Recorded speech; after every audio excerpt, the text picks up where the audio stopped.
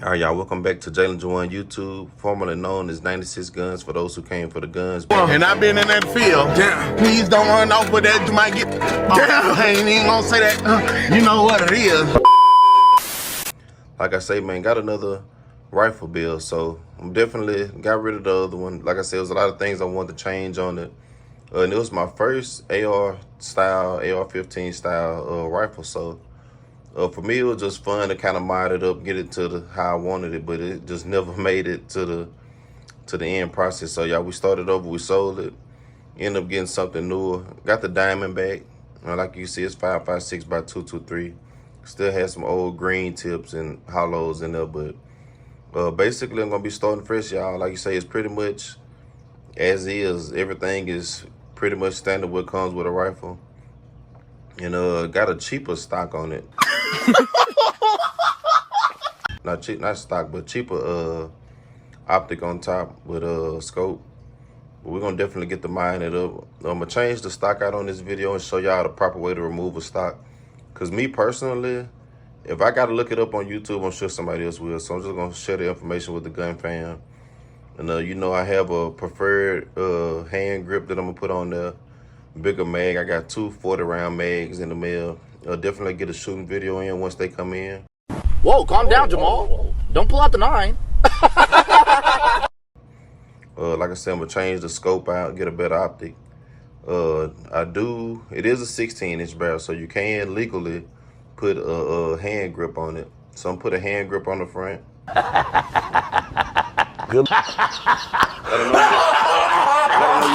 foregrip, I'm saying hand grip. Put a foregrip on the front.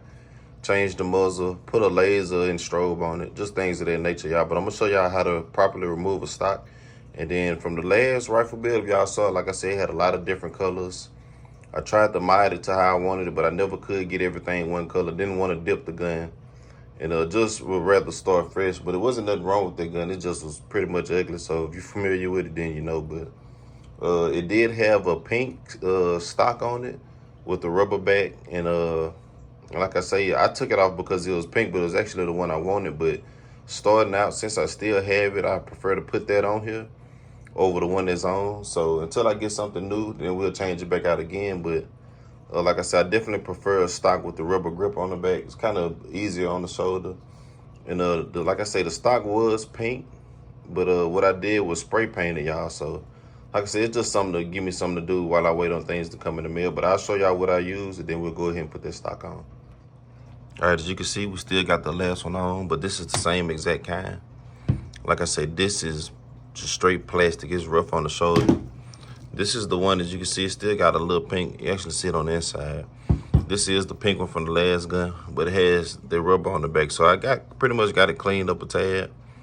Other than that, I ain't really worried about that. But you can see I spray painted it black. And what I used was a little grit paper, y'all, just to kind of get some of that pink wore down into where that paint and primer stick on there a little bit better. And this is what I use, the flat black. And also I got a few items on the up here that I'm gonna be giving away. Thanks for the drink, Danny. Of course, man. This one's on the house. To a friend, started the YouTube channel, King Kobe TV. He's doing pretty good, y'all. Trying to get him to 15,000 subscribers. And when we link up, I was just gonna, pretty much give him these for a giveaway, or just give him something to, see what he can do with it, because it's pretty much just sitting around for my last build, and I really won't be using it anymore. So we're gonna do that. But like I say, a stock like this, once you hit it, you see it stops. If you pull down both sides, you'll actually be able to get that last little piece in there. See how it is? Like, you get that last little piece, that's what pretty much gonna be catching on the stock.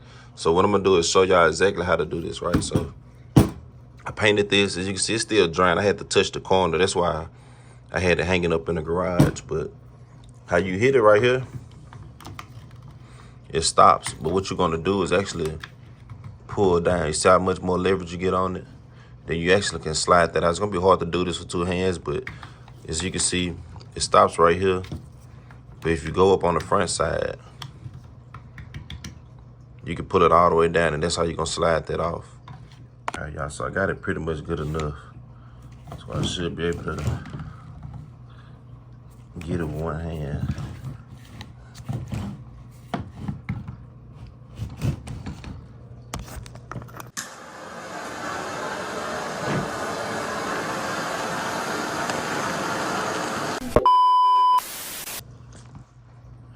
like I say, you slide that all the way up and it actually comes off just like that.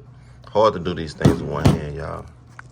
And for this other one, I'm pretty sure I'm gonna have to, still got a little wet spot on it. I'm pretty sure I'm gonna have to pull down on it.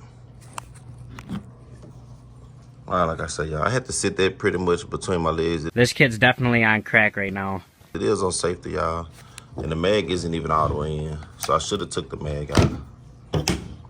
But, all right, y'all, and I should have started with this, y'all. Gun safety is a must. The mag wasn't all the way in. Like I said, I just left it in there for the thumbnail, but I always have it on safety. This is pushed up, so as you can see, if you know then.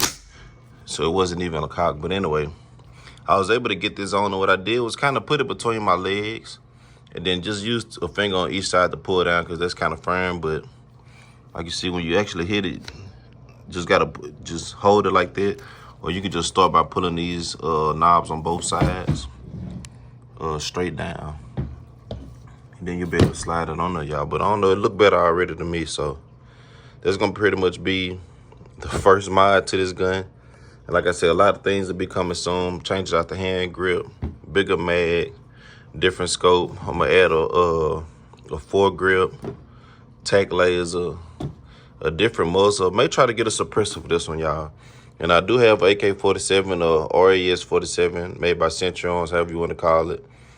But for the K, I don't mind it being loud, flaming. But for, you know, like the AR-15 style, I definitely want to keep it quiet with a flash hider, just something that's kind of more stealthy. But hopefully y'all enjoy it. Like you say, you already know I mod everything I get.